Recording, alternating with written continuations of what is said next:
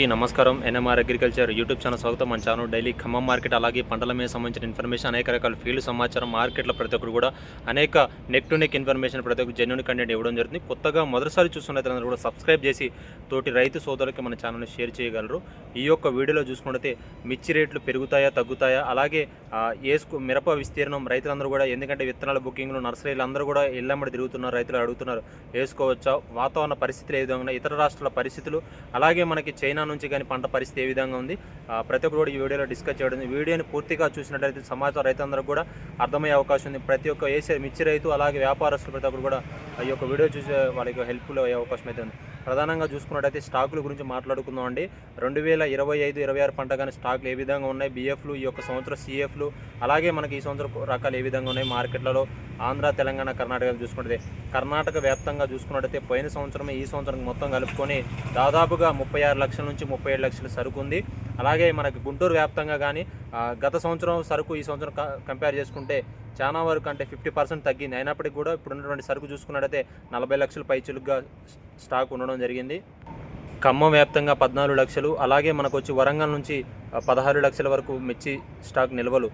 ఈ విధంగా తెలంగాణ వ్యాప్తంగా హైదరాబాద్, గద్వాలు, ఇటు మనకి తల్లాడు ఏసీలు కానీ, మదిర కానీ అన్నీ కలుపుకుంటే మనకి తెలంగాణ వ్యాప్తంగా చూసుకున్నట్లయితే 45 lakhs అంటే 45 లక్షలు ఉన్నాయి. ఆంధ్ర వ్యాప్తంగా చూసుకున్నట్టయితే గుంటూరు కానీ, మనకు వచ్చేసి ఈ యొక్క వినుకోలు కానీ, ఒంగోలు బెల్ట్ కానీ, తర్వాత వచ్చేసి మనకి నడికుడి కానీ, ఈ సంబంధించిన ఆసరాపేట, చిలకలూరు, ఈ సరౌండింగ్స్ మొత్తం కూడా కలుపుకున్నట్లయితే ఆంధ్ర వ్యాప్తంగా, కర్నూలు వ్యాప్తంగా చూసుకున్నట్లయితే మొత్తం కూడా 55 లక్షల నుంచి 60 లక్షల వరకు అయితే మిర్చి ఏసీ టిక్కీలు నిల్వ ఉండడం జరిగింది. కర్ణాటక వ్యాప్తంగా ఒక 37. మొత్తం కూడా కంపేర్ చేసుకున్నట్లయితే 1.3 to 1.4 CR అంటే 1,30,00,000 నుంచి 1,40,00,000 వరకు ఏసీల్లో మిర్చి టిక్కులు నిల్వ ఉన్నాయి. అయితే రైతులందరూ అడుగుతున్నా ఇంకా వస్తాయి కదా, ఇంకా కోతలు. నాకు తెలిసినటువంటి మన సమాచారం ప్రతి ఒక్కరు కూడా అన్ని దగ్గర థాట్ కటింగు చాలా వరకు ఈడిపోయిన పొలాలు ఉన్నాయి. ఏదైనా కానీ ఇంకో వచ్చినా కానీ ఒక 5 లక్షలు వేసుకుందాం, లేకపోతే ఒక 3-4 లక్షల వరకు అయితే వేసుకునే పరిస్థితి ఉంది. May 10 కల్లా అన్ని మార్కెట్లకి సెలవులు ఇచ్చే అవకాశం అయితే స్పష్టంగా కనబడడం జరుగుతుంది. సో ఇది వచ్చేటువంటి ఏసీ, నాన్ ఏసీ రకాలన్నీ కూడా ఏసీల దగ్గర కొనుగోలు చేసే అవకాశం అయితే ఉంది. ఈ విధంగా అయితే స్టాకులు, పంటల పరిస్థితి మాట్లాడుకుందాం. చాలా వరకు అన్ని దగ్గర క్రాఫ్లు ఈడిపోయినాయి. ఉత్తర తెలంగాణ కావచ్చు, గద్వాలు కావచ్చు, ఖమ్మం, ఈ ప్రాంతాలు చాలా వరకు ఈడిపోవడం జరిగింది. తోటలన్నీ కూడా ఏదైతే కోస్తున్న ఎగురు పిక్కలు, అలాగే మీడియా రకాలన్నీ కూడా మార్కెట్లకి నాన్ ఏసీ రావడం జరుగుతుంది.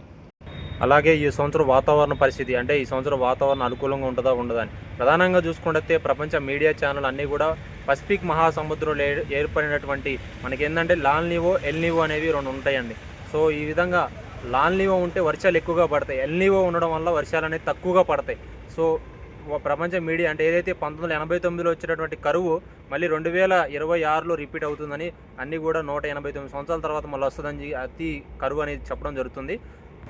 ఈ విధంగా అయితే ఉంది సైన్స్, ఈ విధంగా చెప్పడం. అయితే మనం కొంతమంది ఏదైతే మనం ఉగాదికి ప్రతి సంవత్సరం పంచాంగం చూస్తాం. పంచాంగం చూసుకుంటే ఈ సంవత్సరం వర్షాలు బాగా పడతాయి, కొంచెం పంట బాగుండే అవకాశం అయితే ఉంది. బట్ మన పంచాంగం ఈ విధంగా ఉంది, అలాగే మొత్తం ఆపోజిట్గా నడుస్తుంది. బట్ ఇప్పుడున్న పరిస్థితులు మాత్రం ఎండలు విపరీతంగా కాస్తున్నాయి. దాదాపుగా అన్ని చోట్ల 9-10 కల్లా 40 డిగ్రీలు క్రాస్ అవ్వడం జరుగుతుంది.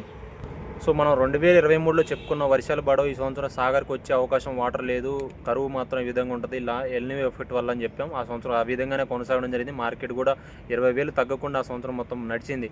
సో ఈ సంవత్సరం కూడా చూసుకున్నట్టయితే పరిస్థితి కొంచెం అధ్వానంగానే ఉండే అవకాశం అయితే ఉంది. వర్షాలు మనకు వచ్చేసి నైరుతి ఋతుపవనాలు మనకు వచ్చేసి మే నుంచి ఆగస్టు వరకు కొనసాగుతాయి. సెప్టెంబర్ 1 నెల ఆగితే మళ్ళీ తర్వాత మనకి ఈశాన్య ఋతుపవనం వెళ్ళేటువంటి పవనాలన్నీ కూడా హిమాలయ పర్వతాల నుంచి మళ్ళీ వెనక్కి వస్తాయి, బౌన్స్ బ్యాక్ అయ్యి.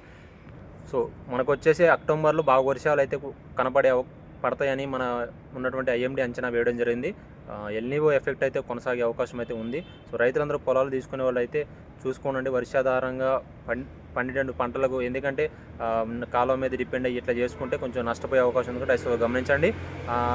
కరువు అయితే కొనసాగే అవకాశం అయితే ఉంది. ఫర్దర్గా మనం చూసుకుందాం. ఈ విధంగా మనం ముందుకెళ్ళినట్లయితే మనకు అర్థమయ్యే అవకాశం అయితే పరిస్థితి ఉంటుంది.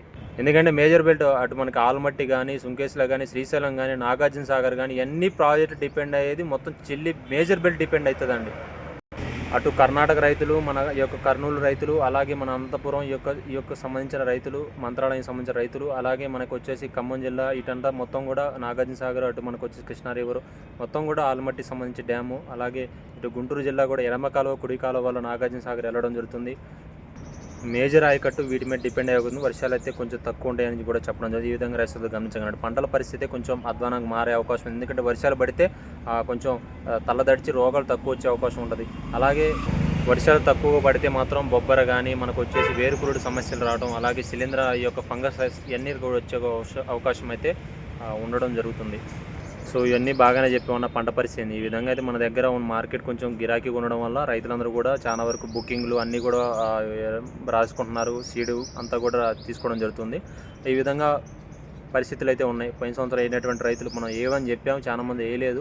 కొంతమంది మన మాట విని కొంచెం వేసుకుని కొంచెం ఈ విధంగా ఒడ్డెక్కారు. ఈ సంవత్సరం ఫీల్డ్ పడే అవకాశం ఉందంటే ఖచ్చితంగా ఉంటుందండి. ఫీల్డ్ మాత్రం కొంచెం ఇంక్రీజ్ అయ్యే అవకాశం అయితే, విస్తీర్ణం అవకాశం అయితే ఉంది. అన్న మరి ఇతర రాష్ట్రాల పరిస్థితి ఏంది చూసుకున్నట్టయితే మనకు వచ్చేసి ఇప్పుడు మనకు మేలో నాటడం జరుగుతుంది. విత్తనాలు వేసి అటు చూసుకున్నట్లయితే మనకు మధ్యప్రదేశ్, మహారాష్ట్ర కొనసాగడం జరుగుతుంది.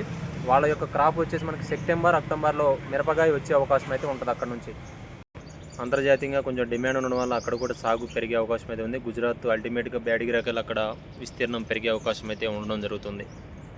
2 సంవత్సరాలు రేటు రాకపోవడానికి కారణం గుజరాత్ అండి. ఎందుకంటే అంత బ్యాడిగి అంత బాగా పండింది కాబట్టి ఈ సంవత్సరం వర్షాలు ఎక్కువగా ఉండడం వల్ల అక్కడ పండలేదు. మన యొక్క వాటికి గిరాకీ రావడం వల్ల రైతులు కొంచెం ప్లస్ అవ్వడం జరిగింది.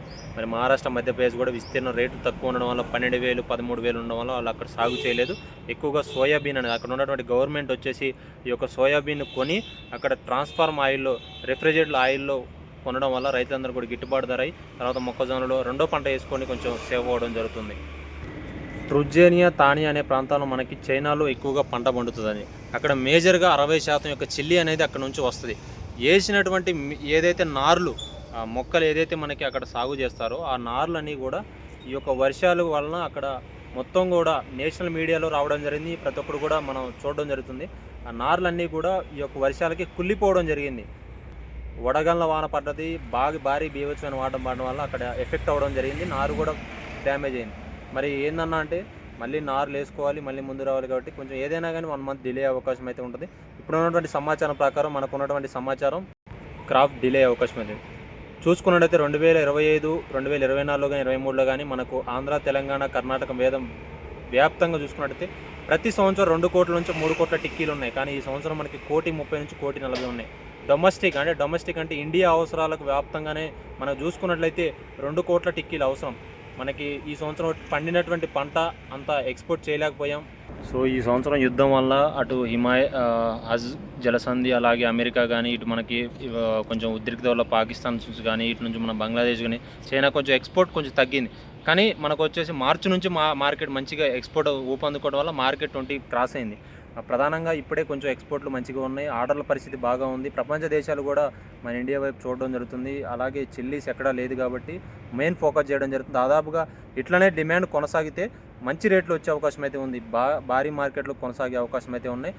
మనం అనుకున్నటువంటి మార్కెట్లు 250 కానీ 300 కానీ చాలా వరకు రీచ్ అయ్యే అవకాశం అయితే ఫ్యూచర్లో కనబడడం జరుగుతుంది. ప్రపంచ దేశాల నుంచి ఆర్డర్లు వస్తున్నాయి. అలా మన బంగ్లాదేశ్, చైనా ఇటన్నీ కూడా యుద్ధ వాతావరణం కూడా తగ్గడం వల్ల ప్రతి ఒక్కరు కూడా నెక్ టు నెక్ ఇన్ఫర్మేషన్ అలాగే మనకి ప్రతి ఒక్కరు కూడా రావడం జరుగుతుంది. తేజ వచ్చేసి మనకి 21,000, 21,500 వరకు కొనసాగడం జరిగింది ఏసీ క్వాలిటీ. అలాగే మనకి ఆర్మోర్లు, క్లాసిక్ అన్నీ కూడా 19,000, 19,500 వరకు అయితే కొనసాగడం జరుగుతుంది. 341 కూడా 22,000 కొనసాగడం జరుగుతుంది. అలాగే బ్యాడిగి రకాలు కూడా 20,000 ప్లస్గా కొనసాగడం జరుగుతుంది. తేజ తాలు 13,000 నుంచి 14,000కు, సీడ్ తాలు మనకి 8,000 నుంచి 12,000, బ్యాడిగి రకాలు ఇవన్నీ తాలు కూడా 12,000 వరకు అయితే కొనసాగడం జరుగుతుంది. సిఎఫ్లు, బిఎఫ్లు అన్నా కానీ మనకు 2,000, 3,000 డిఫరెన్స్తో కొనసాగే అవకాశం ఉంది. మంచిగా ఉంటే క్వాలిటీ మంచి మార్కెట్లో కొంటారండి, గమనించగలరు. ఉంటానండి. వీడియో పూర్తిగా చూసిన ధన్యవాదములు. లైక్ చేయండి, తోటి రైస్ సోదరులకు షేర్ చేయండి, సబ్స్క్రైబ్ చేసుకొని అందరికంటే ఇన్ఫర్మేషన్ మీకు ముందుగా వచ్చే అవకాశం అయితే ఉంది. బాయ్ అండి.